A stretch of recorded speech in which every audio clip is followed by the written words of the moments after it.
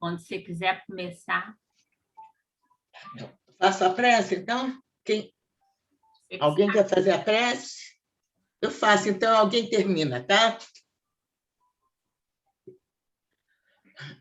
Graças a Deus, Jesus, Mestre amado, aqui estamos, Senhor, reunidos com muita alegria, sempre com a expectativa do estudo, da reflexão, da troca de experiências. E sempre contando com a tua presença, com o teu amparo, para que possamos entender com mais clareza, mais profundidade, compreendermos cada vez mais os teus ensinamentos, para que possamos mais fielmente colocá-los em prática. Então, contamos, Mestre, com a tua presença, com a dos teus mensageiros, a nos envolver, nos inspirando, aumentando as nossas capacidades e contando com o amparo do alto, para que possamos sempre aprender cada vez mais. Então, abençoa todos nós que aqui estamos, Senhor, e abençoando também aqueles que hoje não poderão estar conosco. Graças a Deus, que assim seja. Se conosco, Mestre, hoje e sempre. Graças a Deus. Graças a Deus. Então, vamos compartilhar, né, amiga? Bota o óculos.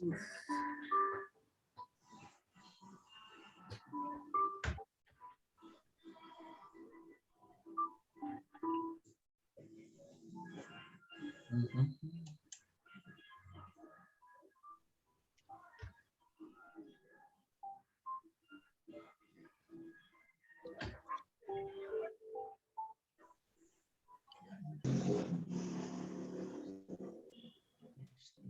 Mestre Jesus.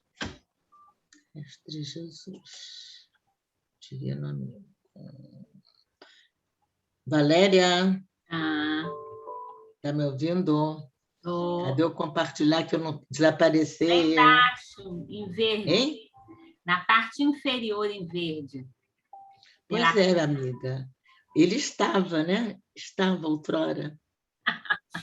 Ele tem que cair, não pode ser pedido. Peraí.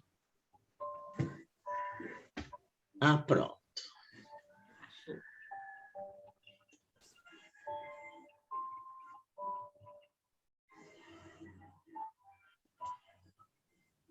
Pronto. Foi? Não foi. Não, você compartilhou outra coisa. Não é você tem que compartilhar o programa. Pois é, o meu está aqui, ó. Bem aplicados. Então, clica nele. Clicado.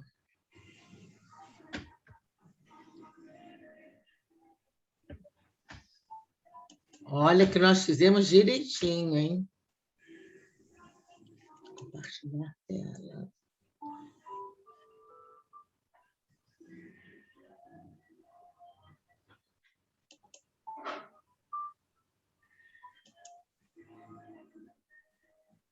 Isso. Agora você pode aumentar aqui embaixo, né?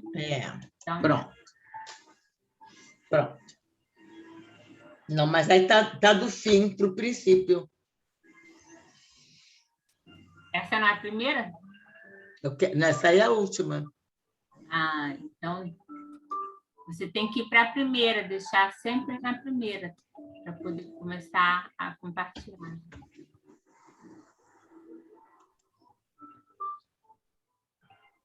Você tem que de novo? O compartilhar? Você tem que abrir. Compartilhar.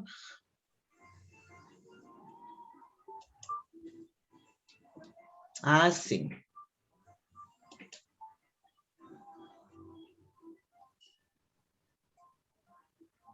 Oi, Rosane. Mas aí, Valéria, você não pode compartilhar isso aí, Valéria? Ir lá para cima, para mim?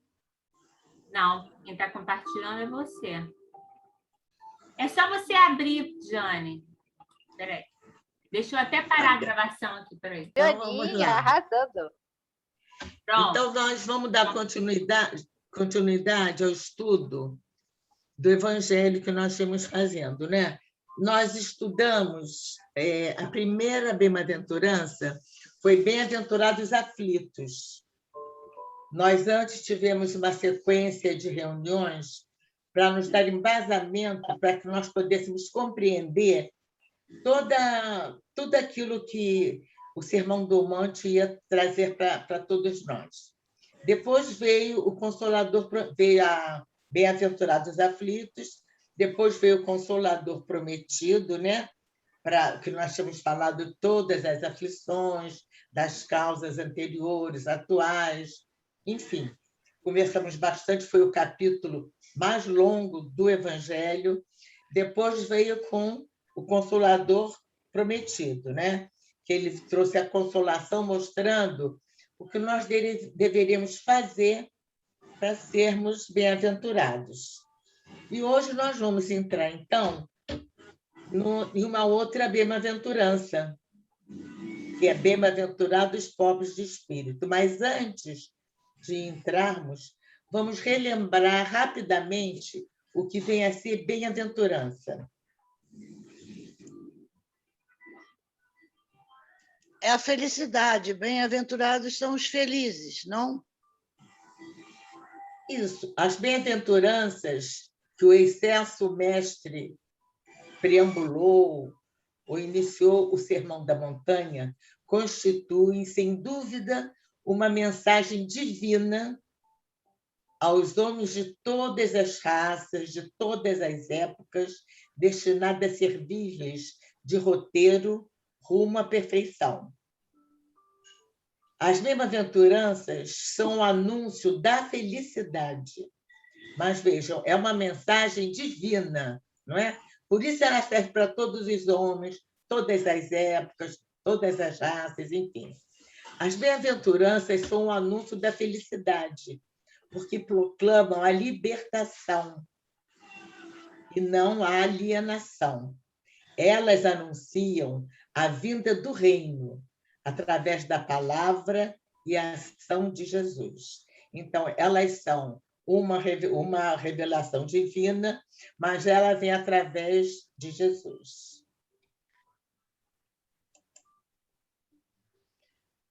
O que se deve entender por pobres de espírito? Eu vou ser sincera a vocês, não sei vocês. Desde que eu me entendo, e até hoje eu tenho uma certa dificuldade em evitar de definir erroneamente uma pessoa como pobre de espírito. Eu achava que pobre de espírito eram as pessoas fúteis, levianas, invejosas, aquelas pessoas que não tivessem noção, sabe, da espiritualidade, não teve noção do bem, exatamente. Eu achava que era isso. Não sei, vocês sempre entenderam o que era ser pobre de espírito? Ou tinham dificuldade também? Eu até hoje, sinceramente, eu tenho que me policiar para quando eu me refiro a alguém nesse tipo que eu falei, leviana, fútil, eu não usar essa palavra pobre de espírito. Porque quando vem falar até para justificar a pessoa, não é nem para dizer está falando, não, às vezes está mais coitada, ela não é pobre de espírito, quer dizer, uma pessoa que não tem entendimento, entendeu? Eu achava isso. Não sei vocês. Eu também achava com você durante muito tempo, mas de uns tempos para cá, eu passei a entender que pobres de espíritos são aqueles que têm a ânsia dos saberes espirituais e que se encontram abertos para isso, para saber das coisas do espírito. Eles são pobres de espírito, mas estão abertos a saber. A pobreza deles é no sentido de não ter muito conhecimento das coisas do espírito.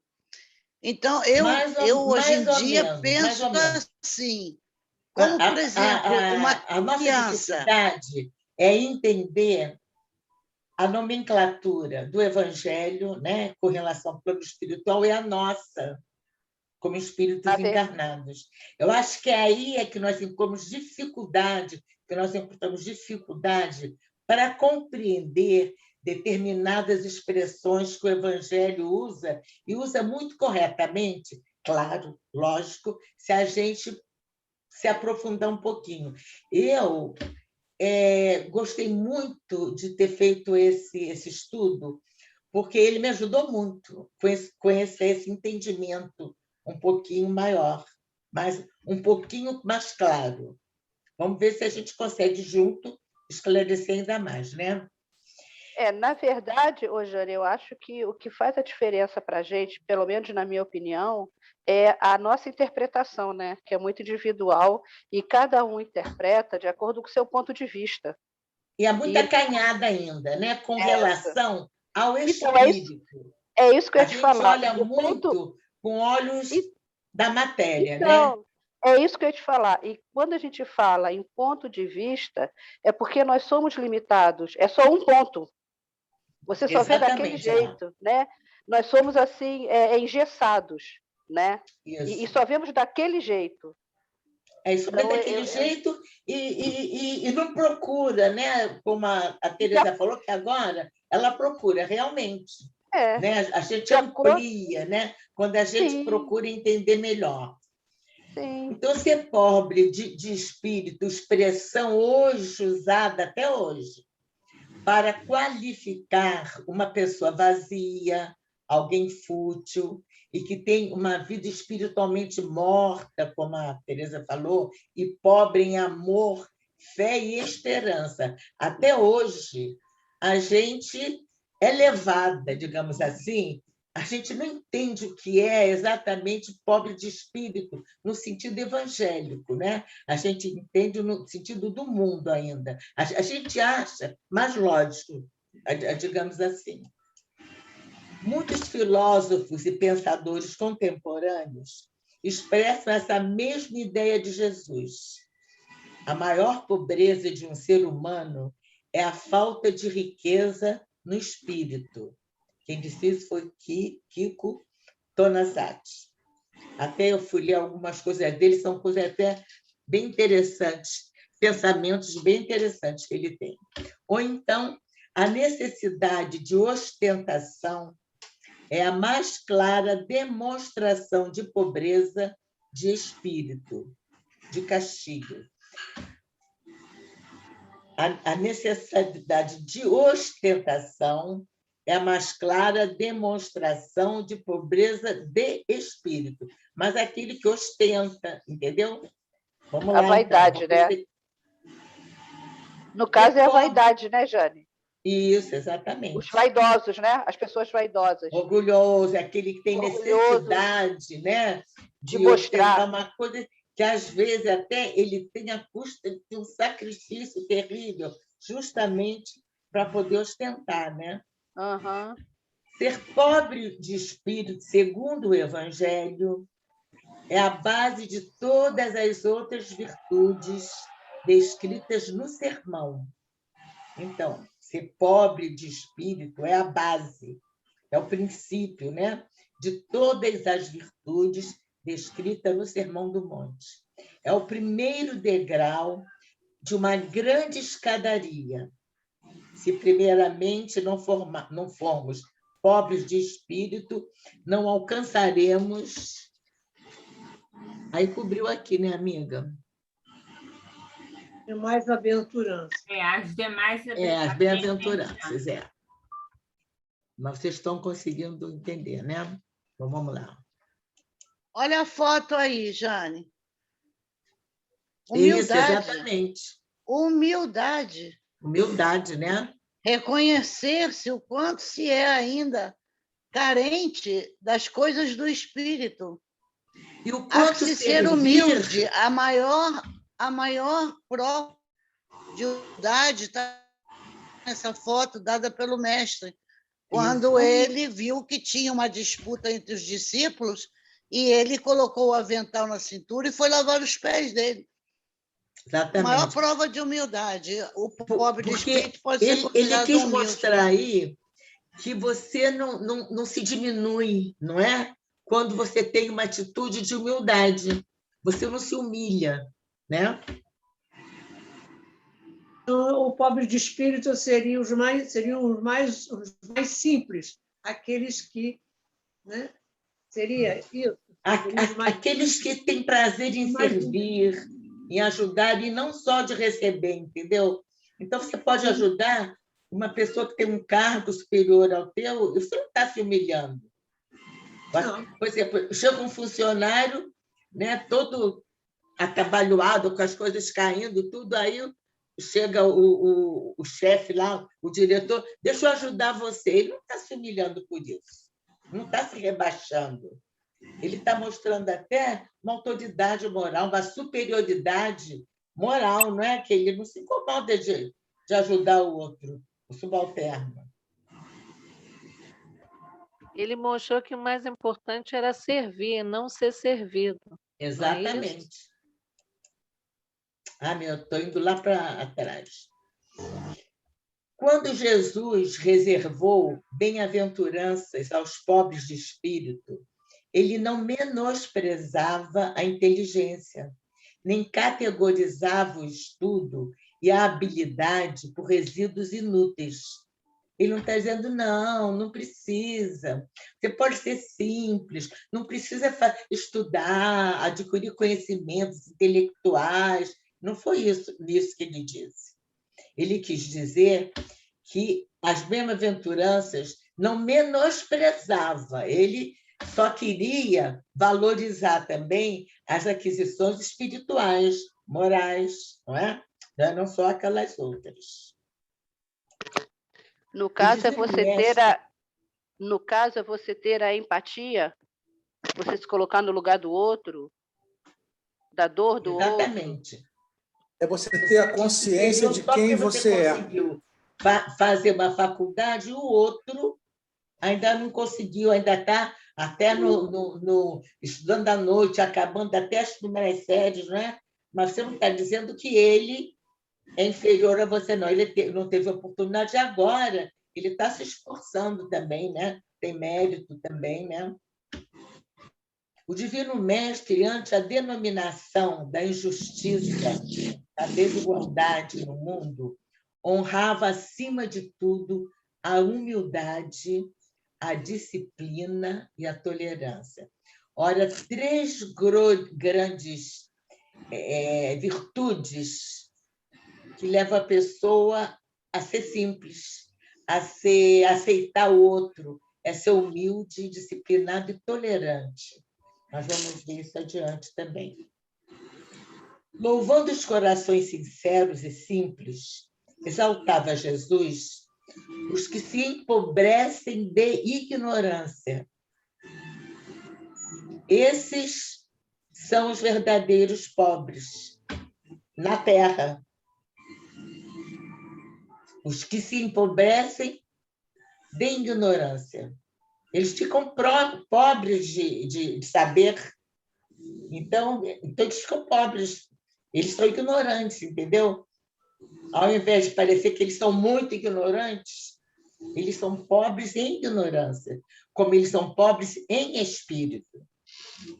Os que se arrojam para longe de si, os que arrojam para longe de si mesmos o manto enganoso da vaidade, era eles que o Cristo que ele exaltava.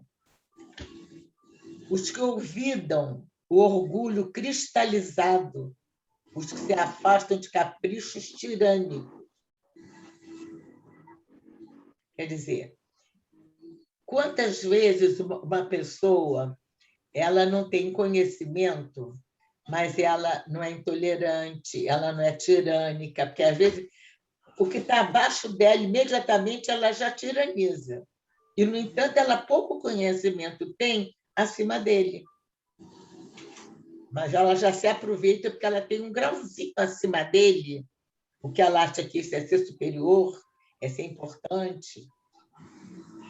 ela já aproveita e fica com aqueles caprichos tirânicos, né? Ela chama atenção de uma maneira arrogante, manda fazer de novo, vai lavar de novo isso aí, esfrega mais, não está como eu quero, entendeu? Quer dizer, ela pode chamar atenção, olha, não está como você deveria ter feito a próxima vez, ou então vai lá, tenta que fique melhor, não é? Fala de uma outra forma, sem se sentir superior só porque o outro é um subalterno, e naquele dia eu não estava bem, ou por qualquer outro motivo, né? Os que renunciam também é o que Jesus exalta, a felicidade própria, a fim de que a verdadeira alegria reine entre as criaturas. É muito difícil isso, não é? Quem renuncia... E que exemplo a gente poderia dar? Os que renunciam à felicidade própria, a fim de que a verdadeira alegria reine entre as criaturas. Vamos pensar num grupo.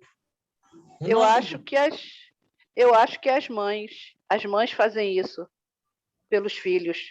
Sim, as mães fazem até pelo próprio instinto, fazem. Não só as mães, né? Outras pessoas que amam, né? Fazem isso. Não é, por Abrem exemplo, mão da sua felicidade. Muita mulher faz isso pelo marido, muito marido faz isso pela mulher, por exemplo. Às vezes, ela tem uma carreira pela frente, mas aí ele vive viajando, ou ela tem que viver viajando, eles querem formar a família, ela tem que optar. Quando não dá para os dois se entenderem e encontrar uma situação que seja harmoniosa, faz só a mesma renúncia, não é? O mesmo grupo. Vamos dizer, por exemplo, que a Valéria perguntasse, olha, eu acho melhor a gente mudar o dia da reunião. A gente fazer, por exemplo, segunda-feira, né? Porque é um dia que a pessoa já fez tudo no sábado e no domingo. Eu acho. Então, eu prefiro segunda-feira. Aí todo mundo, não, eu não acho não. Porque, não, segunda-feira é um dia ruim, que a gente não... não, mas é melhor. Enfim, porque para ela seria melhor por qualquer motivo lá. Aí ela ficaria na segunda-feira, porque ela não quis abrir mão daquele interesse que ela tinha, daquele interesse pessoal dela, seja lá muito... Aí todo mundo ia ter que fazer a reunião de estudo na segunda-feira. Aí ninguém ficaria satisfeito. Isso aí, na família, é muito comum, não é? Um tem que abrir mão, o outro tem que se conciliar a vida, o outro tem que ceder, não é? É muito comum isso. A pessoa renunciar à felicidade própria. Não, a felicidade própria é uma coisa muito grande para essas coisinhas mesmo. Só mesmo como a Rosane falou, a mãe ou o casal em benefício dos filhos, para não separar os filhos. Numa separação, fazer uma situação amigável para a família não se desmantelar, para eles poderem se reunir no dia de aniversário do filho, ficar a família junta, né? Não, uma coisa assim que eu acho, uma coisa maior, não é? Que envolvesse mesmo, entendeu? Uma coisa maior. Eu não encontrei assim um exemplo. Se vocês encontrarem, eu adoraria ouvir. Para essa, eu ia falar do Chico. Mas para essa frase que ela botou aí, eu acho muito difícil. Mesmo o Chico, não sei se... Eu pensei nele como exemplo de humildade, em primeiro lugar, e de servir a todos, independente de qualquer coisa. Agora, abrir mão da própria felicidade para a felicidade dos outros, eu estou achando esse exemplo que ela quer... porque mesmo uma Madre Teresa de Calcutá, Teresa de Calcutá, se a gente pensar nela, né? Mas pode ser que a felicidade dela estivesse e ela serviu o outro, ela abriu mão da felicidade dela. Exato. Ela era feliz assim. Mas aí, no caso, a felicidade dela era isso. É isso que eu digo. Ela não abriu mão. É difícil você abrir mão da felicidade sem ficar infeliz, né? Mas aí a pessoa que é, vamos dizer assim, pode ser colocada como pobre de espírito, ela não sente isso. Porque o que ela sente, não. Ela tem necessidade de um pobre de espírito jamais seria feliz, Seria feliz servindo a outro. Não. Ele seria feliz não, servindo a outro. O pobre de espírito, não. O pobre de espírito, olha eu ainda usando conceito errado. Não adianta, para mim fica difícil, gente. O pobre de espírito... o que move uma pessoa humilde, que valoriza os valores da alma, do espírito, é o bem comum, o bem coletivo.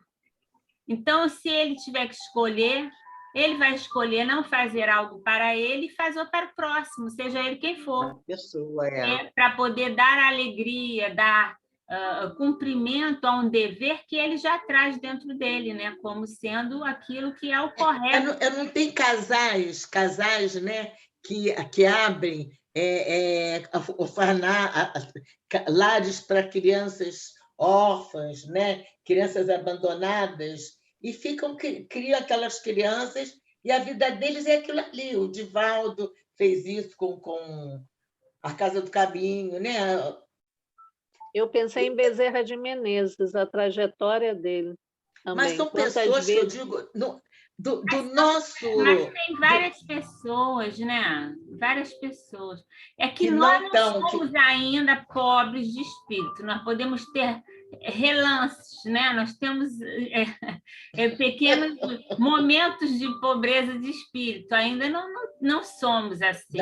Nós fazemos em alguns momentos, podemos até fazer na grande maior parte da nossa caminhada, mas às vezes a gente não faz, porque também é uma coisa delicada, né? Às vezes, assim, é uma coisa delicada, isso a história vai longe, né? Essa questão de renunciar à própria felicidade, não estou dizendo aí por egoísmo, não, nem até há momentos de felicidade, você até é capaz às vezes, mas a felicidade, o resto... Por exemplo, você às vezes tem...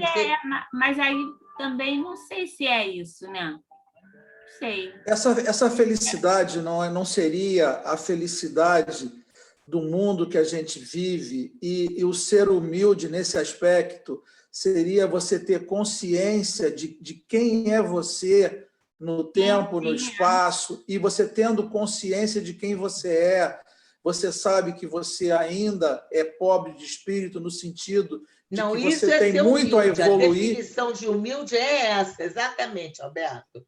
A definição de humilde. Mas isso não diz que você é capaz de abrir mão, renunciar. Porque, primeiro que renunciar à felicidade não sei. Eu acho que só mesmo assim, essa do Chico, isso aí... Ainda não é para a gente pensar em relação a nós. Tem coisas que no nível que nós nos encontramos, fica até difícil de comparar, de ter um exemplo. Tudo parece bobagem, né? Assim, eu acho que o pobre de espírito é a pessoa que realmente ela é humilde. E humilde não tem nada a ver com se humilhar. São coisas completamente diferentes. Né? Eu acho que tem a ver com você... Como o Alberto falou, saber quem você é, se dar o valor que você tem, entendeu? Mas aí não envolve renúncia, né? Envolve, porque a pessoa humilde, ela renuncia, ela abre mão. Ela abre mão porque ela sabe que aquilo é o dever dela, é a natureza dela. Ela renuncia com felicidade. Com felicidade, porque a pessoa que é humilde, ela faz isso o tempo todo. Mas aí está dizendo abrir mão da felicidade. Quem é o autor dessa frase? Porque eu não estou enxergando. Quem disse isso? Ainda não tem, não. Acho que é Miramês. Acho que é Miramês. Vamos ver. Vamos continuar aqui, então. É que, às vezes, é dentro do contexto, né? Essa aqui é uma coisa fácil da gente exemplificar. quer dizer, encontrar um exemplo. Os que sacrificam no altar da bondade, cultivando o silêncio e o carinho, a generosidade e a elevação nos domínios da gentileza fraterna, para que o entendimento e a harmonia dirijam as relações comuns no santuário doméstico ou na vida social, que se apagam no fim de que a glória de Jesus e de seus mensageiros fulgure para os homens. Então, isso aqui é fácil de você dar um exemplo. Exemplificar, não. Dá um exemplo. Isso aí é o exemplo de humildade. Né? Com a bondade, cultivando o silêncio, o carinho, a generosidade e a elevação nos domínios da gentileza fraterna. Quer dizer, aquela gentileza mesmo natural, para que o entendimento e a harmonia dirijam as relações comuns no santuário doméstico. A gente tem que viver fazendo isso, não é verdade? Ou deveria. Sim, isso aí está claro, bem fácil de entender. Tá, isso muita gente é capaz de fazer. Ou na vida social. Agora, abrir mão de felicidade, vou até esquecer aquilo lá em cima. Aquele também. Essa parte aí, olha, tudo bem. Eu quebrei a cabeça, não encontrei mesmo. Até trouxe para ver se vocês conseguiam. Eu até tentei forçar uma coisa do nosso dia a dia, como escolher outro dia, né? Mas não é isso aí, você não está abrindo um monte de felicidade nenhuma. Mas será que essa felicidade não é a felicidade material que ele está querendo dizer, os que renunciam à felicidade própria, mas seria a felicidade material, e a felicidade que a gente busca é uma felicidade seguindo as leis universais, e sendo assim, temos que ser humildes, e a nossa felicidade, então, vai ser tudo isso, sacrificar, fazer isso com amor, e aí existe a felicidade. Porque isso, mas Alberto, nesse aqui, os que sacrificam no altar da bondade, cultivando o silêncio, o carinho, a generosidade, é difícil isso, mas é você ser tolerante, é ser humilde, é você não ser agressivo. É você ser humilde, é a mesma coisa. É a mesma coisa. Porque quem que se sacrifica? Quem é humilde. Quem é orgulhoso não se sacrifica. Não. Mas nós estamos falando nisso. Nós estamos mostrando a humildade que Jesus enaltece. É a humildade. Aí você pode usar Chico Xavier tranquilamente. Até no rosto dele, cuspiram. E ele não revida. Até nós já podemos, em algum patamarzinho, já podemos fazer isso. Ser tolerante com alguém, já silenciar, entendeu? Podemos não ser o tempo todo, mas já conseguimos fazer, já conseguimos. Com certeza. Já deveríamos, pelo menos, estar tentando, né? Como exercício diário dentro de casa, inclusive. Exatamente. Não é que seja fácil, não. Mas esse aqui é compreensível e a gente até procura fazer isso, né? Até já está tentando, né? Eu acho que aí é aquela coisa, a pessoa, às vezes, ela tem vontade de fazer alguma coisa, né? Vamos dizer assim, eu tenho vontade de viajar para um determinado lugar, mas a maioria da família não gostaria de viajar para aquele lugar, gostaria de fazer outra coisa. Então, a pessoa que é humilde, que ela nutre os valores, né, verdadeiros que Jesus nos ensinou, ela não vai se opor, ela não vai ficar triste, ela não vai ficar zangada, ela vai aceitar o que a maioria... Ela vai dizer, então vocês vão porque eu vou para outro lugar. Não, ela vai junto com a família, e vai com alegria, vai com felicidade. De repente, até ela reconhece, foi tão bom vir com vocês para cá, né? Dependendo do espírito que ela vai gostar, porque a felicidade é um propósito. Se você quer ser feliz, você será feliz. Né? A gente tem que propor ser feliz. Eu quero ser feliz com a minha família. Minha família é o caos, mas eu quero ser feliz. Eu vim para isso, eu sei que eu tenho uma função ali. Então, você busca isso. Você não é se anular. Você abre mão, porque você abre mão sem cobrar depois, porque aquilo é natural para você. Porque você já tem uma certa humildade, você já consegue compreender. Então, aquilo você abre mão de uma coisa que você gostaria, porque os outros gostariam de outra coisa, a maioria gostaria de outra coisa. Então, você Valéria, a felicidade deles seria também Valéria, sua, porque é isso que você deseja, né? Isso aí que você está falando, na minha concepção, é altruísmo, não é humildade. Mas tudo mas é um pouco de humildade também, tudo cai na humildade. Se você espremer isso aí, tudo é humildade. Quando a gente abre a mão, quando a gente a base do altruísmo. Quando você está com a razão, você discute, que eu digo não é brigar, tem um diálogo. Trocar ideias. E aquela pessoa não aceita, né? Não aceita. Quando você abre mão, porque você vê que se você continuar naquilo, você vai criar um problema grave. E o mais importante não é criar um problema grave, o mais importante é trazer a harmonia para o lar ou para aquele grupo de amizade, né? Aquele pequeno grupo que você caminha junto.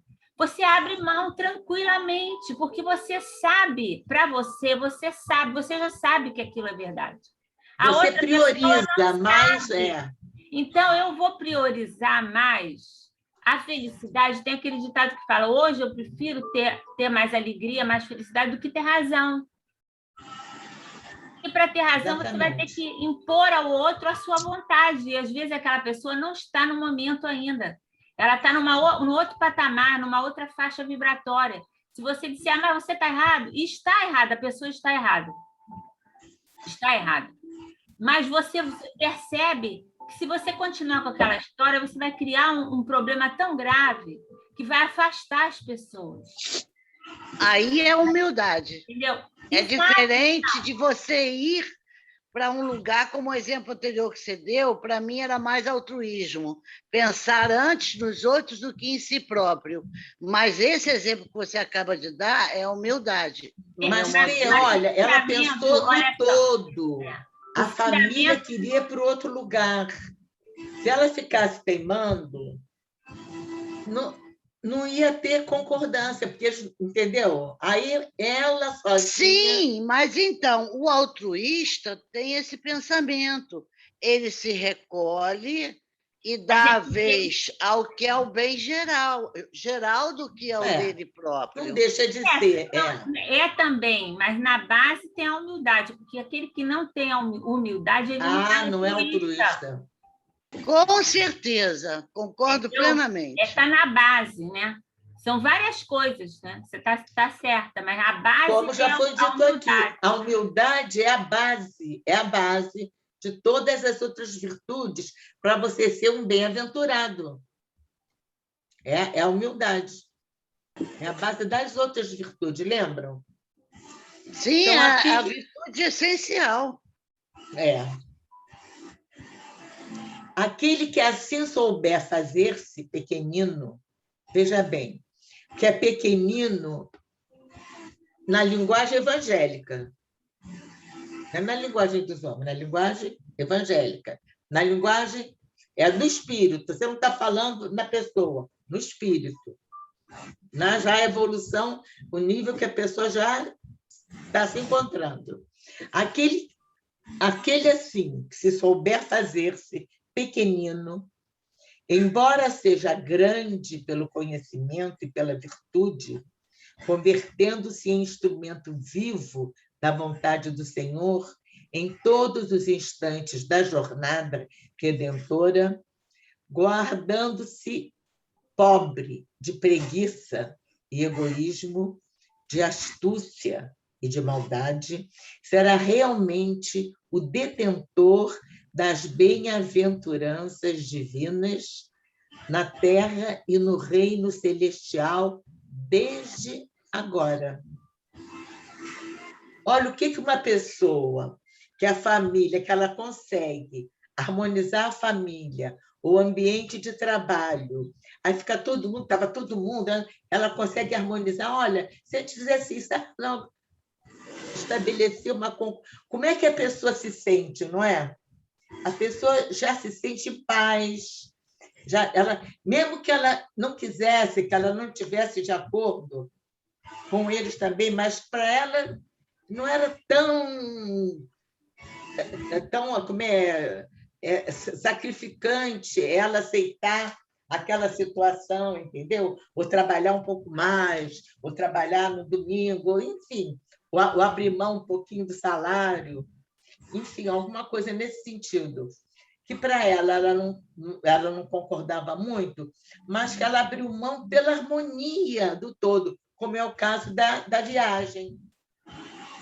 Às vezes, e a pessoa aí, com essas pequeninas harmonizações, digamos assim, abrir mão, ser tolerante, compreender, ser mais delicado, mais generoso, a pessoa já vai construindo o reino de Deus em si, pouco a pouco. Que é uma construção difícil e muito demorada, né? É uma construção divina. É feita pelo homem, mas é divina.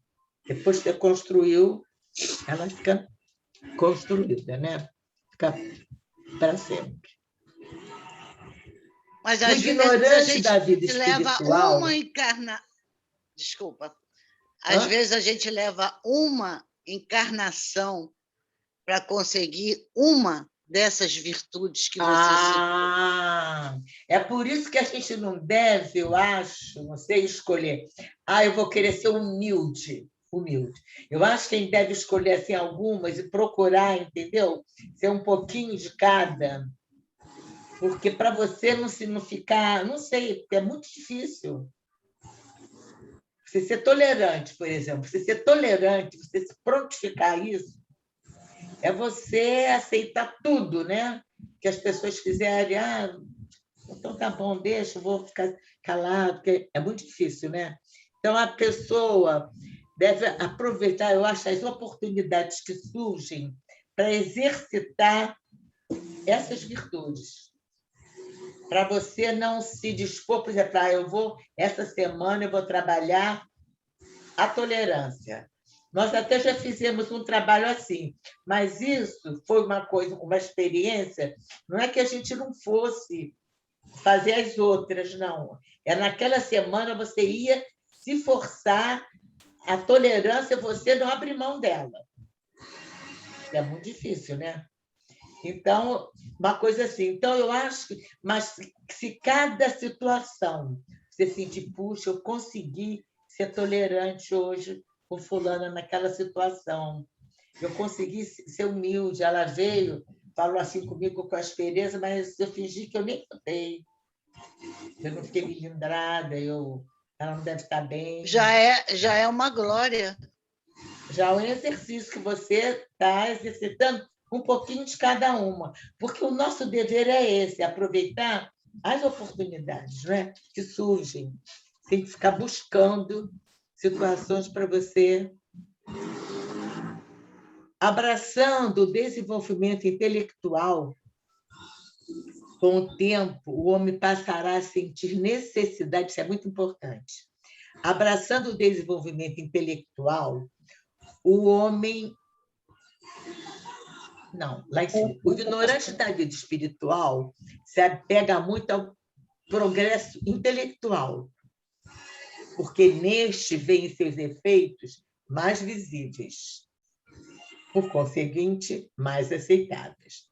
Então, aquele que é muito inteligente, né, que é um orador, que se expressa muitíssimo bem, ele é muito mais reconhecido do que aquele que tem até conhecimento, mas que se expressa com muita simplicidade, com muita singeleza mesmo, entendeu? Que ele nem se sente um orador, ele fala porque convidaram ele para falar sobre um assunto que ele conhecia, e ele se sente capaz, pela vivência, pela experiência dele, e ele faz isso. mas não faz para ser um orador e para demonstrar que ele tem conhecimento. Ele vai dividir, vai compartilhar o que ele já vivenciou e surtiu um bom... E nós conhecemos pessoas assim, simples, mas tem uma grande experiência de vida, de vivência mesmo, e de conhecimento. E é uma pessoa simplíssima, super simples, e que você até passa a respeitar depois de conhecer essa pessoa de perto, a vida dessa pessoa, saber que ele, na realidade, é assim, que não é só naquele momento, naquela situação que ele está aparecendo. Esse é o humilde, né? Esse é ser humilde, realmente humilde. Humilde. Ele tem conhecimento, ele tem experiências incríveis para contar, para apresentar, e, no entanto, ele acha que aquilo é normal. Como é normal mesmo, né? Ele teve a oportunidade de vivenciar condições morais de conseguir vivenciar e aprendeu, porque buscou conhecimento, né? Abraçando o desenvolvimento intelectual com o tempo, o homem passará a sentir a necessidade do aprimoramento espiritual. Lhe falta no tocante à felicidade a qual todos aspiramos. Deve chegar um momento que essas pessoas que vivem vivem de oratório, ou então vivem de ser um profissional brilhante, reconhecido, ou uma figura importante. Deve chegar um momento que essa pessoa sente necessidade no tocante que ela mesma se admire. Puxa, aquilo que o Alberto falou, que é espiritual. Puxa, será que eu sou isso tudo que as pessoas dizem, que falam, que dizem que eu sou? A pessoa sente falta de sentir alguma coisa autêntica, natural, sincera. Não é isso? A pessoa aí passa a não alimentar a ela só aquela coisa que está ao seu redor, que as pessoas dizem, que ela ouve, né? E acaba ela achando mesmo, sentindo aquilo. Aí, quando ela vê, puxa vida, tem tanta gente que é melhor do que eu, né? E que no entanto, não tem tanta... não é tão reconhecida.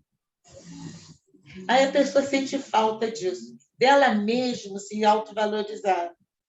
Ela diz, puxa vida, eu estou precisando de mais alguma coisa além disso. Eu estou precisando de me sentir bem comigo mesma, de sentir que isso que eu estou fazendo me alimenta, é sincero, eu estou realmente ajudando, contribuindo. Não é? Esse seria o ideal, né? Que todos chegassem a um ponto que pensasse dessa forma, né? Mas aí, quando não chega, vamos ver.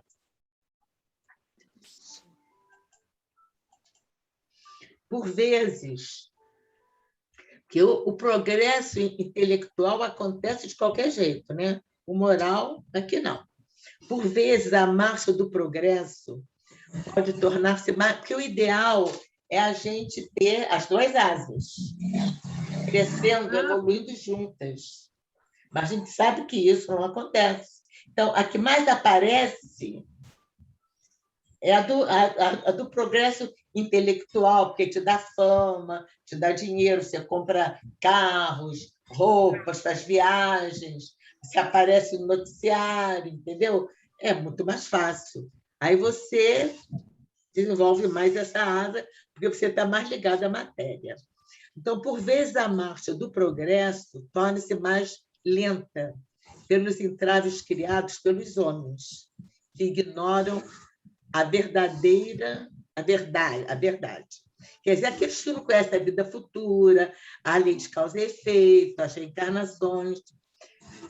Todavia, quando se faz necessário o progresso moral, quebra todos os obstáculos, desata todos os empecilhos com que quiseram amarrá-lo, e feixes de luzes lhes impedem todos os caminhos por processos variados, com flagelos, fome, guerras e ainda mais, pelo anjo da dor. Isso aí ilustra muito bem esse momento de transição que nós estamos passando. Chegou um momento em que o mal estava tão exacerbado que tinha que acontecer alguma coisa, não é? Precisava, para fazer a gente pensar, dar uma parada, fazer uma reflexão. Aí acontece, aí é quando Deus é tal coisa. Quando chega o momento, olha, já se tiveram todo o tempo para vocês se modificarem. Agora é a separação do joio e do trigo mesmo. Vamos ver quem é que vai continuar sendo nesse caminho e os que vão querer mudar, realmente, né? Então, quem aparece nessa hora, como sempre, naquele momento que a gente está refletindo, que a gente está indeciso, que a gente está buscando, né? Qual é a verdade, por quê, para quê, a gente aí vai. Jesus é e será sempre a nossa meta de luz, de modo a nos mostrar o equilíbrio da vida que viveu, ensinando o melhor para a nossa libertação, para que nós possamos construir. Vocês conseguem ler aí? O reino de Deus em nós. Construir o reino de Deus, construir o reino de Deus em nós. O reino de Deus em nós. Exatamente. E aí, eu falei, bom, está na hora da gente relembrar um pouquinho, reavivar em nós o que é o reino de Deus mesmo, que a gente fala muito, de vez em quando a gente fala, mas sempre bom, né? A gente dá lá uma olhadinha. Revisitar lá o conceito. Reino de Deus, segundo o Espiritismo, é um estado de felicidade. Então, é um estado de sentimento, né? Proporcional ao grau de perfeição adquirida. É de uma coisa pessoal.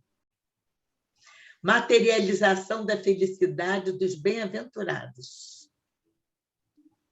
Obra divina no coração do homem, dos homens. Estado de sublimação da alma, criada por ela própria, através das reencarnações incessantes. Então, é por isso que nós dizemos que nós somos arquitetos de nós mesmos, porque a obra é divina. Mas o que nós usamos para realizar essa obra são as leis, que são divinas. Então, o homem tem que realizar essa obra do reino de Deus dentro dele, essa obra individual, usando como, digamos assim, como argamassa, como todos aqueles instrumentos mais importantes para ser firme às leis divinas. Então, o arquiteto realmente é o homem, mas a obra é divina, e por isso ela vai ser eterna. E por isso o reino de Deus é dos bem-aventurados. Aí vem a pergunta, que a gente, depois de ter falado tanta coisa, a gente se pergunta, mas por que bem-aventurados os pobres de espírito? A gente queria saber de uma maneira concisa, né?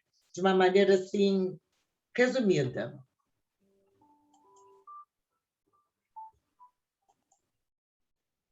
Não tendo orgulho a tirar-lhes a visão, percebem melhor suas carências e possibilidades.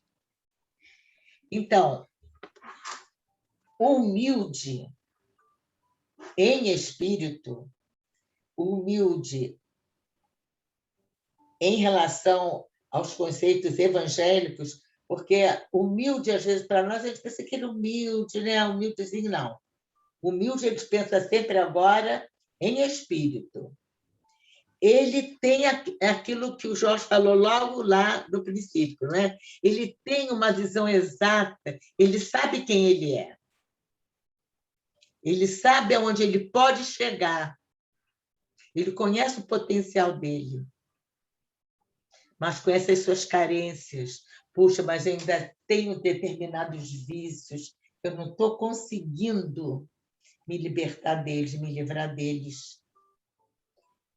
Mas que possibilidade eu tenho para fazer isso? Essa busca é que vai realmente nos dar a possibilidade de ser um pobre de espírito no sentido evangélico. É perceber quais são as nossas carências, mas perceber também qual é o nosso potencial, com que eu fui criado, e tentar suprir ou desfazer aquelas carências com esse potencial que está dentro de mim, desenvolvendo as virtudes que eu preciso,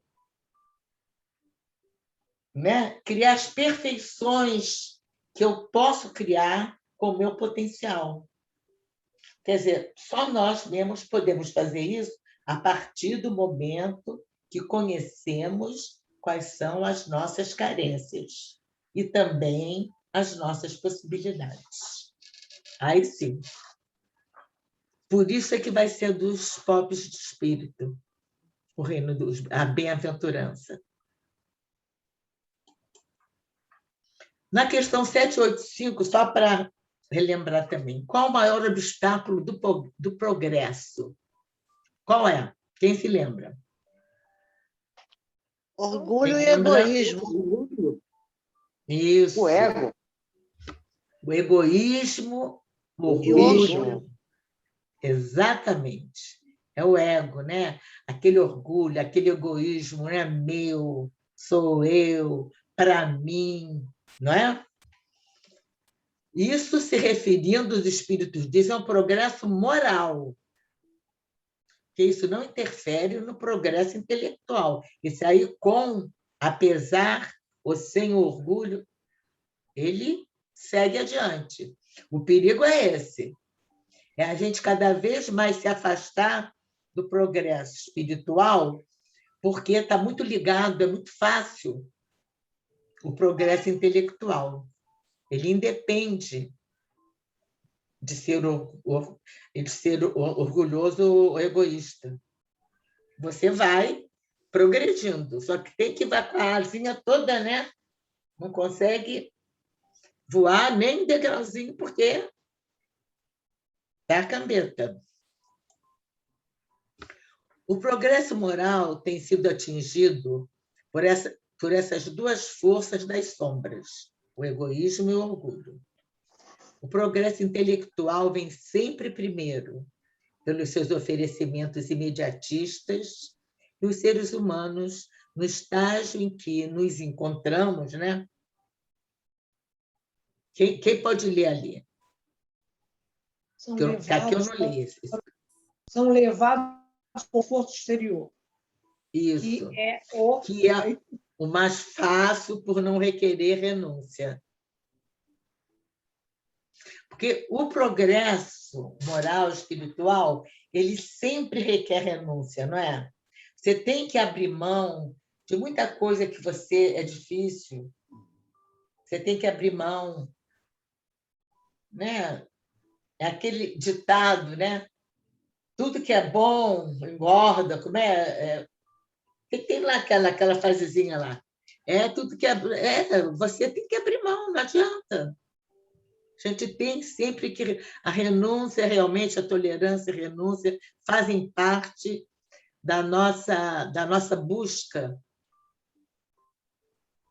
de ser humilde ou de progredir moralmente.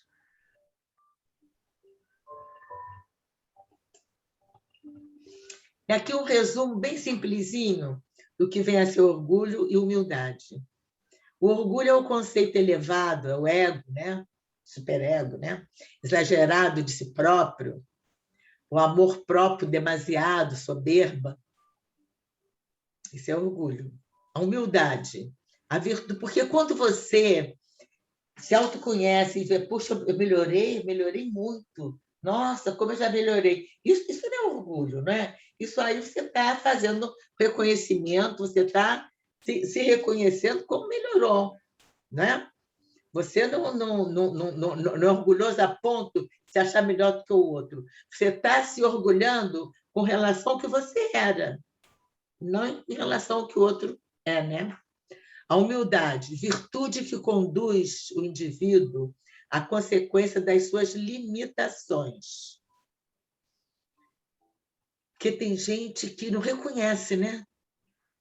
Quer sempre dar a palavra final, se mete, não, isso, mas não é mesmo, isso é assim, assim, assim, assim. Não reconhece que ela é limitada, que o outro que está falando é um profissional, entendeu? Uma pessoa capacitada, que tem experiência.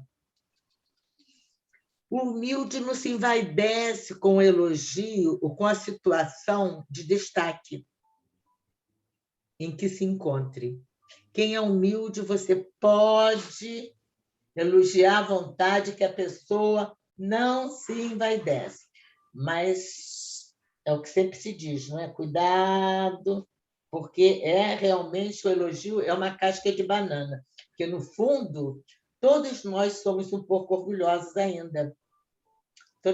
Lá um pouquinho, a gente se melindra, às vezes, com uma coisinha.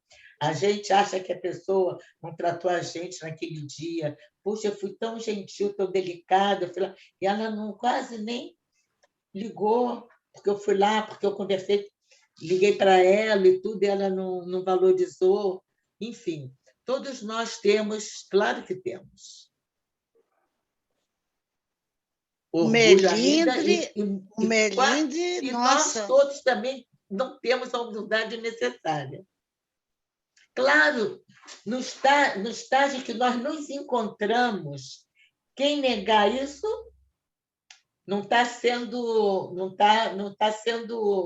perspicaz, não está sabendo exatamente a sua condição, não é?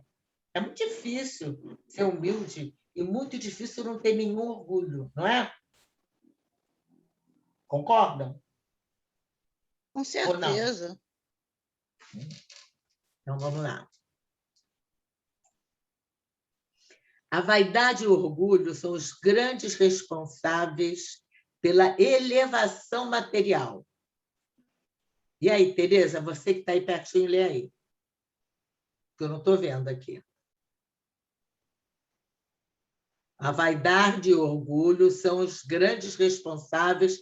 Quem pode ler? Porque a Tereza tá com um probleminha agora na vista, ela está usando o colíriozinho, às vezes é difícil.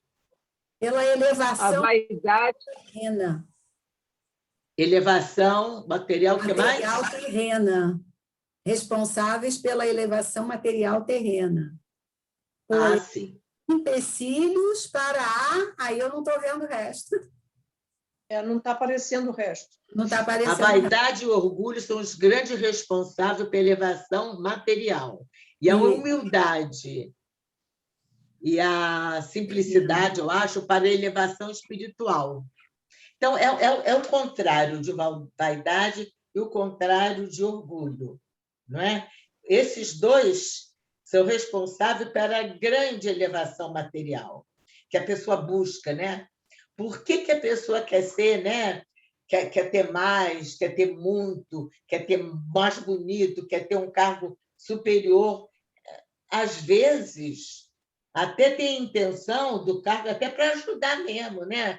Ele acha que ele é o mais capaz, até esse candidato que ele sabe que ele vai poder ajudar mais aquela empresa, aquela escola, enfim. Mas, às vezes, quer só para ter o título, né?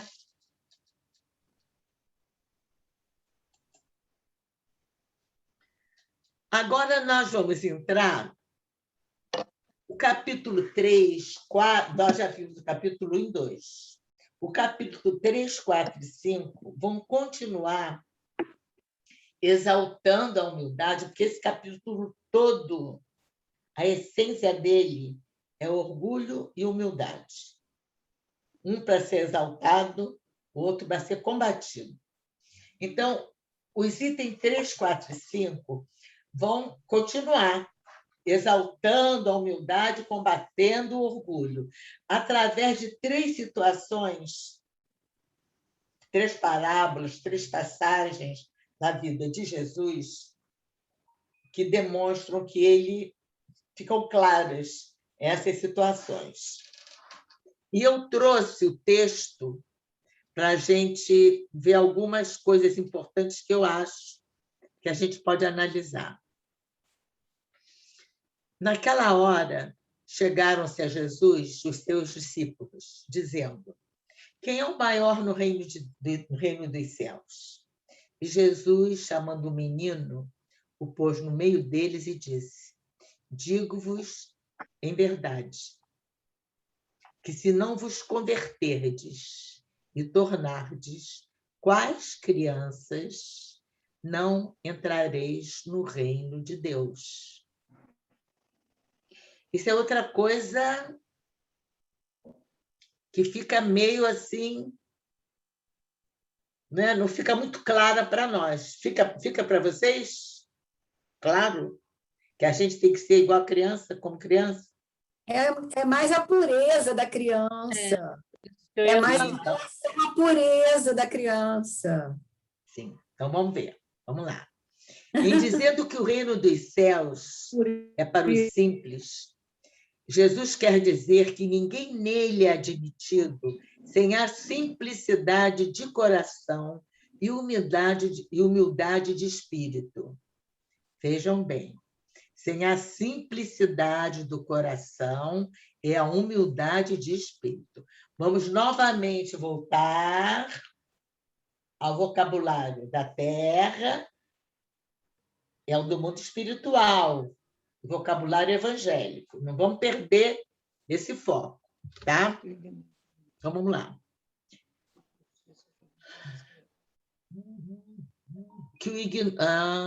Sem a simplicidade do coração, humildade do espírito. Que o ignorante que possui essas qualidades será preferido ao sábio que crê mais em si do que em Deus. Em todas as circunstâncias, ele coloca a humildade no plano das virtudes que nos aproximam de Deus e o orgulho entre os vícios que nos distanciam dele, de Deus. E isso é uma razão muito natural, de vez que a humildade é um ato de submissão a Deus, enquanto que o orgulho é uma revolta contra ele. Mas vale, pois, para a felicidade. E aí, quem pode ler? O homem. Do homem, que mais? Pobre em espírito. Mas vale, pois, para a felicidade do homem ser pobre em espírito. No sentido do... Aí não dá para ver o resto. No sentido do mundo. Por isso falei, prestem bem atenção. No sentido do mundo. Essas palavras de Jesus, todas elas se referem ao espírito. E nós, quando lemos, passa batido. No sentido do mundo. E rico em qualidades morais. Quer dizer, morais se referem ao espírito, à linguagem evangélica. O que a gente pode pensar que Jesus disse quando falou: se não vos converterdes e tornardes quais crianças, não entrareis no reino dos céus. Será que Jesus, que a criança, vejam bem, a criança da terra, né? ela não é capaz de assumir compromisso. Ela pode até ser pura, ser sincera, mas ela não é capaz de assumir compromisso.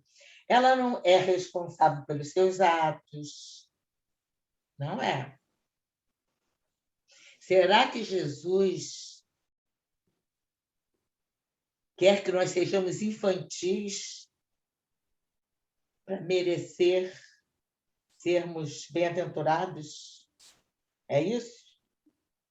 Porque ser como as crianças é isso. A criança não tem noção dos deveres dela. Você não pode dar, olha, você vai ficar em casa sozinho, não vai fazer coisa errada. Pode. Não é? E ela não é responsável pelo que ela faz. Então, um homem que não é responsável, não é capaz de assumir um compromisso e não é responsável pelos seus atos, não vai ser um bem-aventurado. Então, vamos ver o que Jesus falou. Por isso, eu posso falar? Fala. Deixa eu só colocar... eu queria só colocar a maneira que eu vejo isso aí, essa passagem. O período infantil é o período mais apto que a gente tem para ensinar, educar as crianças. Elas estão mais aptas a acolher a educação, os ensinos e etc. Elas têm vontade de aprender, elas anseiam por serem ensinadas e adquirir esses conhecimentos. Então, eu creio que quando Jesus disse que o reino de Deus é daqueles que se assemelharem a uma criança, assemelharem. Isso em outro evangelista, que não esse que você está lendo. É aquele que estiver mais pronto, mais disponível, com o coração mais aberto para aceitar as verdades espirituais. É assim que eu consegui entender melhor isso. Mas você já tinha conseguido mesmo. Quando você leu, de pronto você entendeu isso. Não, de pronto agora, hoje não. Isso são anos de estudo e de tentativas de chegar a uma solução sobre isso. Você buscou saber o que Busquei. Jesus queria dizer com aquilo. Isso, e eu fiquei com este entendimento. Sim. A mentalidade evangélica é totalmente contrária ao modo de pensar do mundo. No mundo, o mais e o maior sempre prevalecem. No reino do céu, o maior tem sentido de menor, no sentido de humildade, né? Que a gente já vem falando de simplicidade, de humildade. Isto é, quem quer ser grande no reino de Deus terá que ser pequeno, que nenhuma criança aqui na Terra.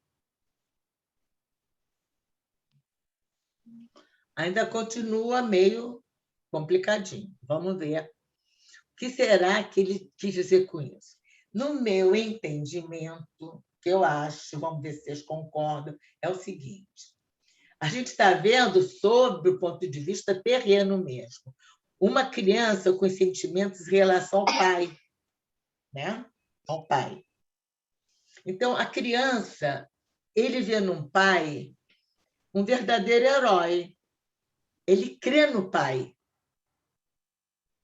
Se o pai disser para ele, olha, não tem perigo no escuro, é só porque não está a luz acesa. Mas eu vou acender, você vai ver que não tem perigo absolutamente nenhum. Acende a luz e a criança, dali em diante, vai acreditar no pai.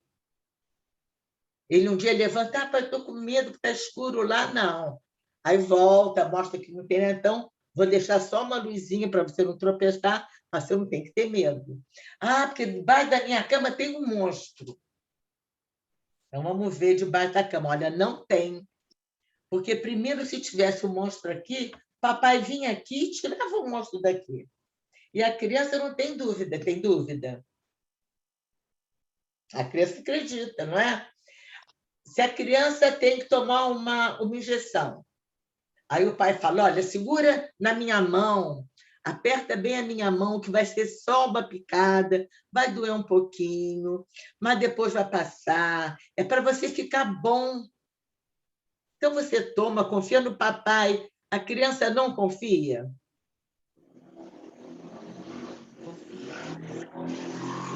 Quantas vezes a gente vê até em filme, quando está uma coisa em perigo, e um pai vê que a criança não pode ficar ali, vai, corre, corre, corre, corre, vai, corre, corre. A criança acredita e corre mesmo, e o pai fica. Que a criança tem certeza que o pai está dizendo é porque é o melhor para ela. Então, eu acho que é nesse sentido, nesse sentimento de segurança, de confiança, de convicção, de que o pai sabe o que é melhor para nós. Se nós estivermos de mão dadas com ele, vai passar mais depressa, vai doer menos. Se ele disser, olha, isso que vai acontecer é o melhor para você. Você vai acreditar. Você vai repetir de ano, filho, mas é melhor para você. Porque lá mais adiante você não vai sentir falta disso que você não aprendeu. Aí a criança confia no pai. Eu acho que é essa segurança, essa convicção que a gente procura ter com Deus e nem sempre consegue. Mas a gente tem condições de assumir compromisso, de reconhecer, ser responsável pelos nossos erros. A gente tem condições de desejar melhorar, ter convicção que tem que melhorar, mas essa entrega, quando diz seja feita a vossa vontade, nem sempre é uma entrega, porque tudo isso que Jesus fala, toda essa ser como uma criança, é de uma maneira natural, espontânea, verdadeira, sincera. Não pode ser, eu acredito, eu sei que tudo que acontece é pela vontade de Deus, é porque tem que ser, é porque é o melhor. Isso tem que ser uma coisa que esteja dentro de nós, para nos dar conforto, né? Mesmo, né? E para ter um resultado também. Para você não se sentir inseguro, não ter esse medo que a gente tem do futuro, né? Do que pode acontecer, do que... Não sei. Eu acho que é isso. Eu acho que é essa ligação que a criança tem com o pai.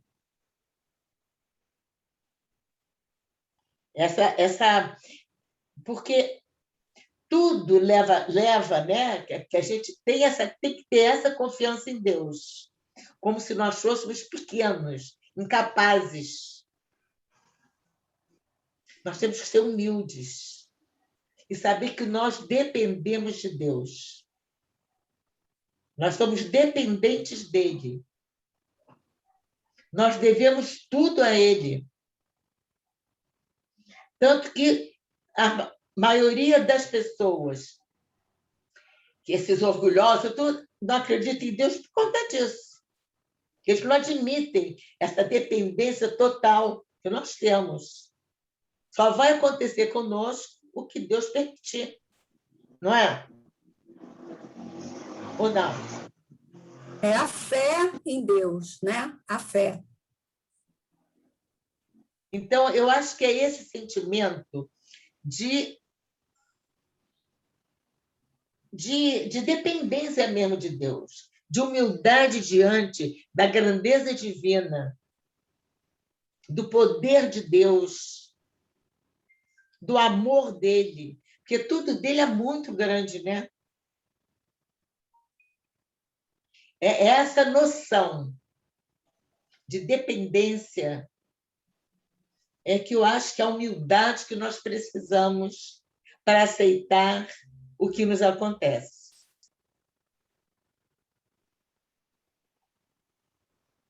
Não?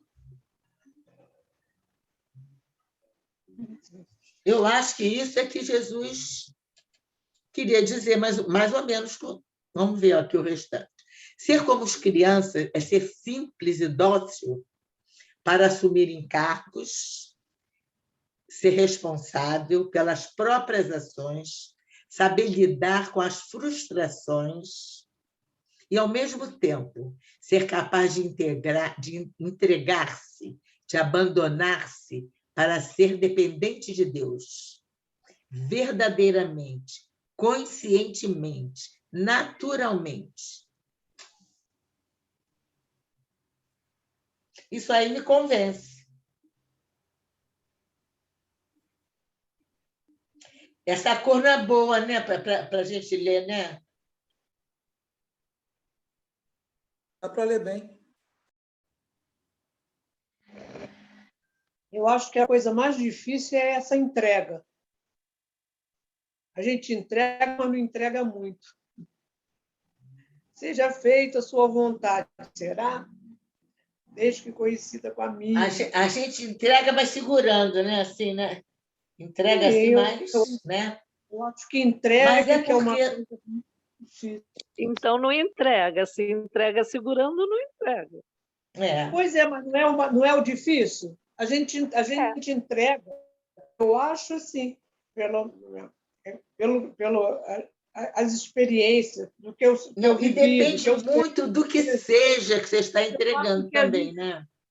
Entregar, né? Aquele negócio. Você entregar, por exemplo, um parente seu que está sofrendo, tem muita idade, que não tem esperança, que já viveu muito. Aí você não quer que vá, lógico, nunca, mas você aí é pai, então entrega. Mas uma pessoa nova, jovem, né? Olha, gente, entregar um filho é muito difícil. Também acho. É isso que eu estou falando. A entrega é que é difícil. A gente... Não, e dependendo, tem entregas mais difíceis ainda, mas tem gente que entrega. Sim. Consegue, né? Eu acho que essa questão de seja feita a vossa vontade, na verdade, é o cumprimento das leis. Exatamente. Das leis de Deus. Então, seja feita a vontade é exatamente cumprir as leis. E tudo que acontece é a questão de causa e efeito. Exatamente. E você vai lidando com isso pelas escolhas que você vai tendo na sua vida, certas e erradas.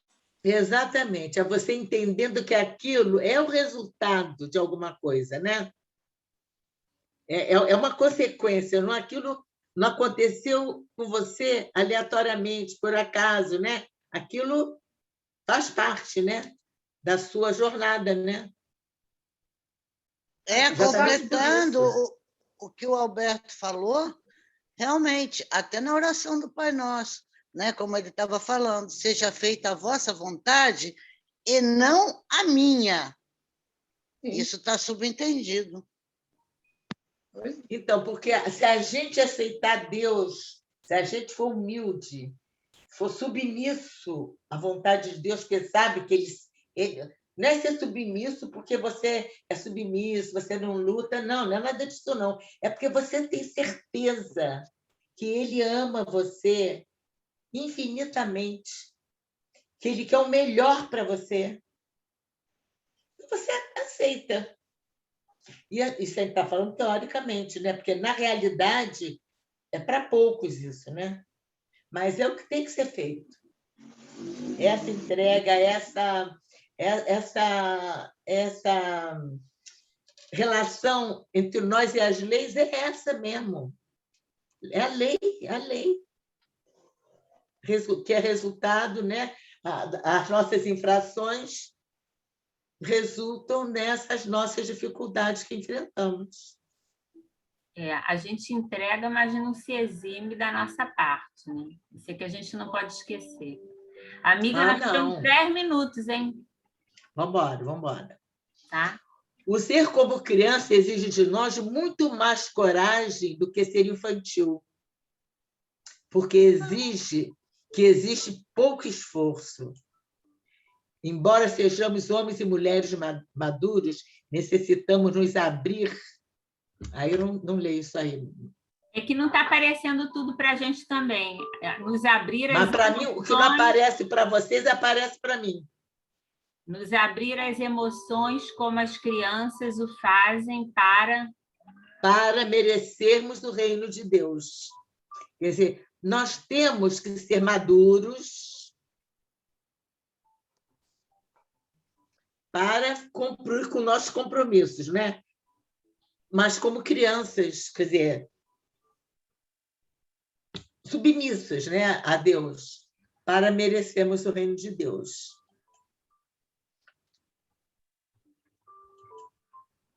Submissas eu não sei, mas com os corações abertos. Não, submissas à vontade de Deus é submissa mesmo. Eu acho, não? Mas as crianças, às vezes, não têm nem noção do que é Deus. Submisso no sentido de cumprimento da lei. É você se tornar obediente. É a mesma coisa, sinônimo, não é? Eu acho.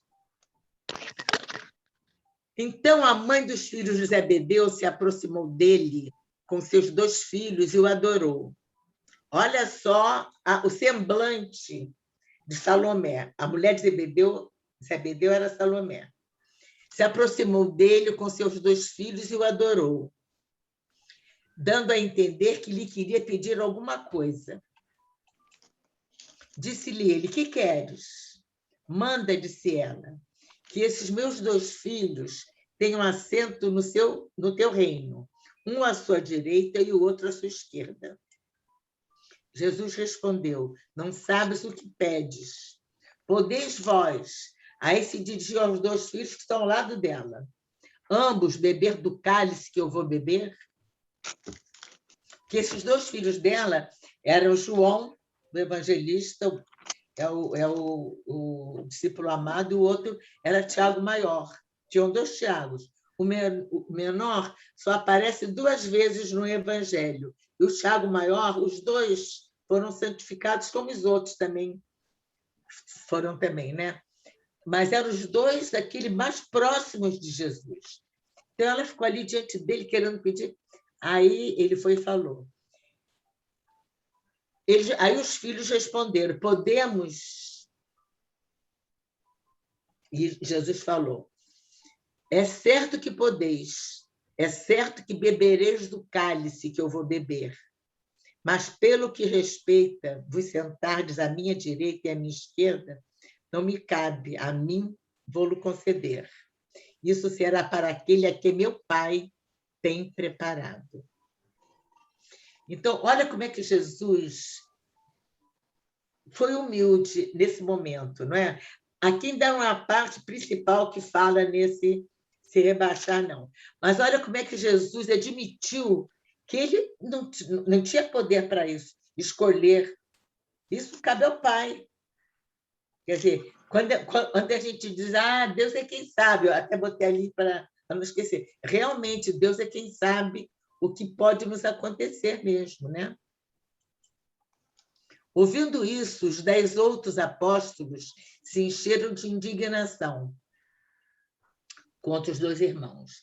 Jesus, chamando-os para perto de si, lhes disse: sabeis que os príncipes das nações as dominam e que os grandes que os tratam com império, com soberania? Quer dizer, é porque Jesus lembrava, né, daquele período que os hebreus foram escravos dos egípcios e tratavam, né, assimilar os deuses, trataram os reis, obedeceram os servos dele, né? O povo hebreu ficou servo mesmo. Então, ele falou: assim não deve ser entre vós. Ao contrário, aquele que quiser tornar-se maior, quer dizer, aquele que quiser ser maior do que o outro, subjugar o outro, seja vosso servo, e aquele que quiser ser o primeiro entre vós, seja o vosso escravo, do mesmo modo que o Filho do Homem não veio para ser servido, mas veio para servir e lhe dar vida pela redenção de todos vós, né? Redenção de muitos. Redenção de muitos. Hein? Redenção de muitos. Aí vai ser a última parábola. Jesus entrou em dia de sábado na casa de um dos principais fariseus para ir fazer sua refeição. Os que lá estavam observaram. Então, notando que os convidados escolhiam os primeiros lugares, propôs-lhe uma parábola dizendo: quando fordes convidados, ide colocar-vos no último lugar, a fim de que, quando aquele que vos convidou chegar, vos diga: meu amigo, venha mais para perto. Isso, então, será para vós o motivo de glória diante de todos os que estiverem convosco à mesa.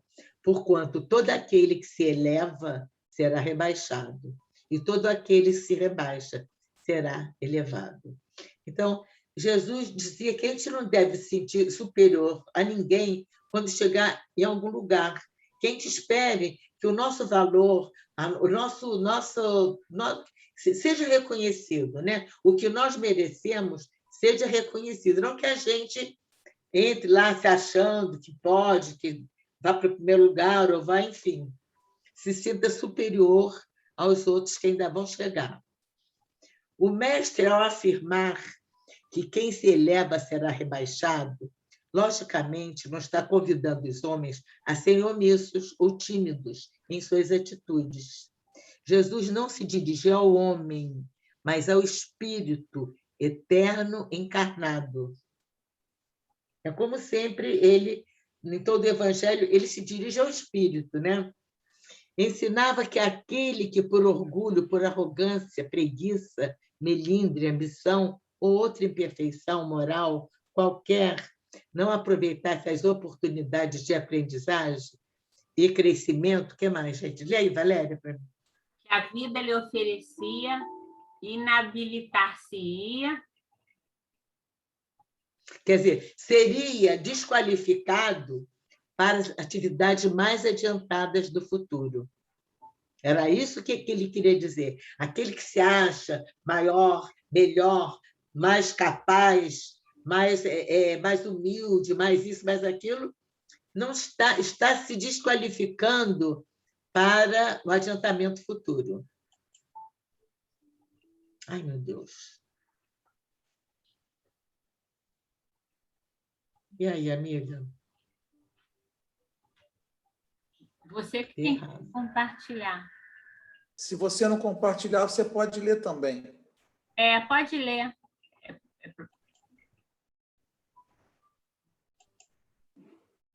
Vamos lá.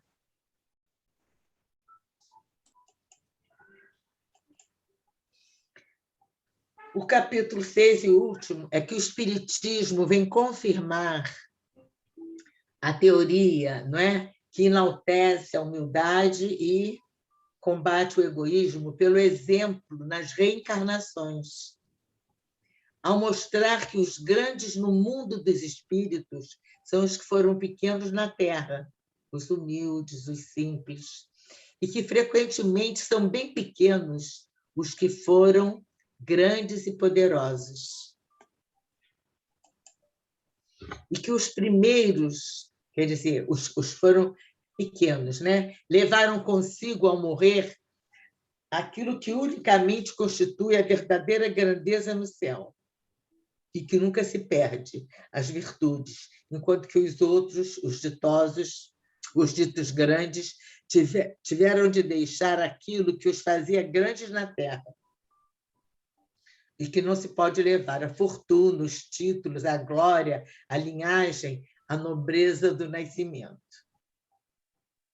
E, para terminar, eu trouxe duas imagens. Não. Portanto, aquele que elevasse o mundo corpóreo com os vícios, as necessidades, que perpetuaram um nome escasso de valores morais, aquele que quiser deixar um legado, né, sem nada ter feito de bom, deixar um nome, né, sem nada ter de valores morais, será rebaixado e submetido a provas e expiações, será rebaixado, submetido a mais provas e expiações, até... Valéria, lê para mim. Que aprenda com o sofrimento por ele mesmo semeado. Por ele mesmo semeado. É aquilo que a gente falou, né? Da semeadura. Então, esse aqui é o rio, né? Que está correndo lá. Aí vem aqui por rebaixar-se de nível, a fim de ajudar, o grande rio faz-se pai das fontes e dos córregos, suportando todos os detritos e garantindo a economia dos continentes a caminho do mar. Aliás, Escreve da Luz tem páginas maravilhosas. E esse outro aqui, que é um recado de André Luiz. Bem-aventurados os pobres de espírito, que é o tema do nosso encontro, da nossa reunião. Para a gente ter aquela simplicidade, né, da criança, é aquilo que a gente fala sempre: estude a si mesmo, observando que o autoconhecimento traz humildade. E sem humildade é impossível ser feliz. Se não for feliz, não será bem-aventurado, né? É isso, meus amigos. Obrigada. Passou da hora, Valéria?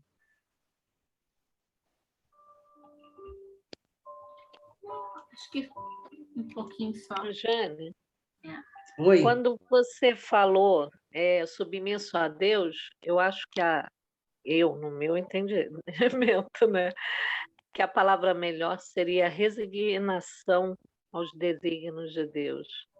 Né? Mas é submissão, minha querida. Eu acho que é sinônimo. Mas resignação, talvez, seja uma palavra mais eloquente, digamos assim. Mas a resignação, quando se resigna, é porque você está aceitando, achando que Deus está certo, que aquilo tinha que acontecer com você mesmo. Você precisava passar por aquilo, entendeu? Entendi. Eu acho. Não sei, o que você acha, Valéria, vocês aí? Acho que dá no mesmo. Agora, resignação é uma palavra muito mais eloquente, muito mais, né? É um sentimento mais, digamos assim, parece um sentimento mais sublime, né? Do que obediência, do que submissão, né? Que a submissão, às vezes, pode ser uma submissão por medo, né? Não sei. A resignação, não. Você... Pode não ser uma coisa raciocinada, uma coisa sentida, né? Você se submete, mas você não gostaria, né? Hein? Às vezes as pessoas se submetem, mas elas não gostariam. Se submetem, mas não é uma coisa natural, porque não tem outro.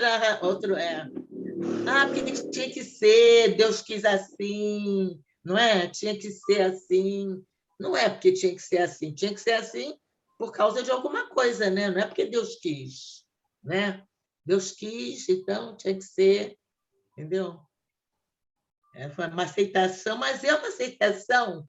Toda resignação é uma aceitação. Mas é como eu digo, a resignação é uma coisa mais que você entende, que é uma coisa aceita, que é uma coisa compreendida, que é uma coisa que você está entendendo. Então, você aceita sem se revoltar, né? Eu acho da razão. Tem o consentimento da razão e o consentimento do coração. Hã? É isso, Glória. A resignação, a Glória está falando, a resignação é o consentimento do coração. Exatamente. A obediência é o consentimento da razão, não é isso, Glória? Da razão. A razão, por exemplo, você sabe as leis, não é isso? Glória. Aí você viu, eu feri aquela lei, então não tem jeito. Mas a do coração, não. A do coração você sente, né? Que você realmente... Você está passando por aquilo é porque Deus sabe realmente que vai ser... Você precisava, para aprender, para se reajustar às leis, né? Você precisava daquela experiência, né? Quando a pessoa está naquela condição, né? Quando a pessoa está na condição. Está na condição, mas é que eu digo. Quando a pessoa está na condição... Então, o que o Alberto falou é submissão, simplesmente é seguir a lei. O sol, todo dia, ele aparece no horizonte, aí depois vem a lua, todo mundo seguindo a lei. É tudo, o mundo todo. Se você não seguir a lei... A natureza inteira, né, você vai entrar na lei. Ou resignando, ou sendo submisso, ou com a razão, ou com o coração. A lei é a lei, é a gravidade. Não adianta que se você soltar a bola, ela vai cair no chão. Eu sei, mas quando você obedece com entendimento, você sofre muito menos, né, Jorge? E tem muito mais valor. É porque obedecer, você vai obedecer de qualquer maneira, né? Eu acho que o sofrimento é que se você desobedece à lei, você pode, por exemplo, se você desobedecer uma lei de saúde, civil, você assim. Vai sofrer. O mundo, a humanidade desobedeceu à lei. A Terra está sofrendo, a humanidade está sofrendo. É isso aí. Ou seguir a lei ou sofrer. Ou sofrer. É porque quando chega o momento, ele fala, ela vem de qualquer jeito, ela arrebenta o que estava impedindo, né, dela chegar para se fazer presente. Com certeza. É fogo. Então, quem quer fazer, pode fazer a prece já? Vamos, quem quer fazer a prece hoje? Eu já fiz. Quer fazer, Valéria? Quem vai fazer? Glória? Tereza? Todo dia eu. Jorge? Eu posso fazer. Pronto, tá vendo? Gostei. Pai amado, agradecemos mais uma vez essa oportunidade de estarmos juntos, de aprendermos desse aprendizado, dessa troca. Agradecemos a dedicação dos instrutores, da Jane, da Valéria, e agradecemos de fazermos parte dessa egrégora que é a cabana de Antônio de Aquino. Assim seja e graças a Deus. Graças a Deus. Obrigada, vocês hoje participaram, estiveram ficando caladinhos, mas de modo geral participaram. É bom assim, né, quando vocês participam. Vou dar só o aviso, antes da gente terminar, que eu falei semana passada, quer dizer, falamos semana anterior, né? Sobre sábado que vem, vai ter, nós fomos convidados pela Sônia Dias para fazer um encontro que vai ter o Ceareiros de Luz. Então, cada um apresenta o patrono da casa, né? Então, vai ser um trabalho sobre Antônio de Aquino, na semana que vem. Só que... vai ser sábado já agora, né? É sábado que vem, Então, ao invés de ser às 18 horas, é às 18h30, tá ok? Será às 18h30. Então, eu vou mandar o link, tudo direitinho, é no Zoom também, tá? Aí é só entrarmos. Se vocês quiserem divulgar também, podem passar o link adiante, tá ok? Tá. durante a semana. Valéria, é 18h30 ou 19? 18h30, né? Acho que é 18h30. Vou ver aqui, mas...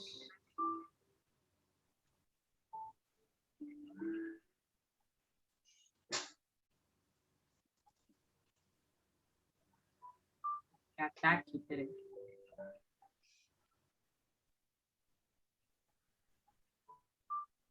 É? 18h30. Não, então eu fiz confusão com outra coisa. Ah, não, peraí. Está errado, não é não. Não é não. É o horário, gente, desculpe, é porque ela me mandou aqui a Adriana que me mandou aqui uma mensagem com uma reunião. Eu pensei que era reunião, mas não é não, é uma outra reunião. Eu vou confirmar o horário, eu acho que é 19 horas, se não me engano. Eu acho que é 19 horas. Eu acho que é 19 horas. Tá bom? Aí a gente conta com a presença de vocês, tá bom? Aí nós vamos sair do nosso horário, porque aí vai ser através delas. Lá. Tá. Tá? Ok. Mas manda para a gente, Valéria, o horário. Contamos com... Por isso aí a gente não vai ter aula para poder fazer. Para participar. Aí vai ser só um pouquinho mais tarde, tá bom? Eu vou ver tudo direitinho e mando. Já ela para me enviar. Tá bom? Obrigada. Obrigada, Jane. Boa noite. Beijinho. Obrigada, até Jane. Obrigado, Jane, pelo estudo. Foi ótimo. Jane, obrigado, hein? Boa semana. Obrigado, Valéria. Para você, Cresce. Foi muito bom, obrigado. Obrigado, boa semana.